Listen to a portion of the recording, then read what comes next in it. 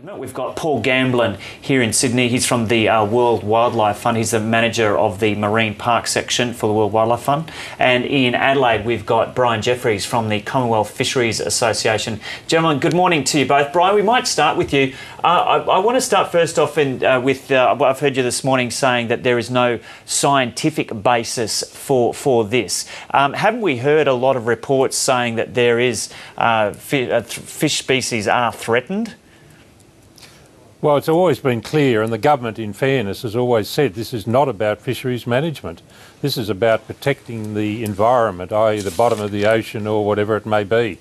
If that map is accurate, Joe, then this is a commercial outcome. Oil and gas hasn't been touched. It's not an environmental outcome. And so you're saying it's more about protecting the reef itself rather than the wildlife? No, not at all. We're really talking about in various parts of Australia, and this is not just about the reef area or the Coral Sea. This is really about the whole of Australia. What we're talking about is locking up or locking fishing out of 35 to 40% of the Australian economic zone, and that's just not required and is not good public policy. Paul Gamblin, do you see that there is a scientific basis for this plan? And this isn't the final plan, but a plan generally. Yeah, first of all, I'd like to point out that conservationists do not endorse the plan that's been circulated today. That's an outdated version. I think it's been cobbled together from a number of early drafts.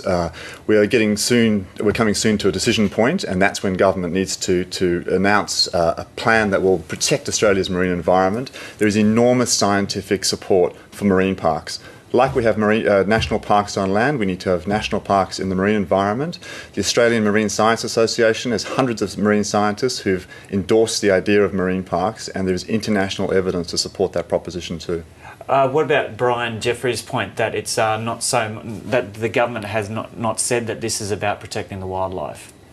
This is protecting a proportion of Australia's incredible marine environment from places like around the southwest, the northwest, the top end, the incredible Coral Sea, and the seamounts between Lord Howe and in that environment as well. So this is a very important moment for Australia, and the maps that were produced earlier on the ABC do not reflect what the conservation sector needs to happen in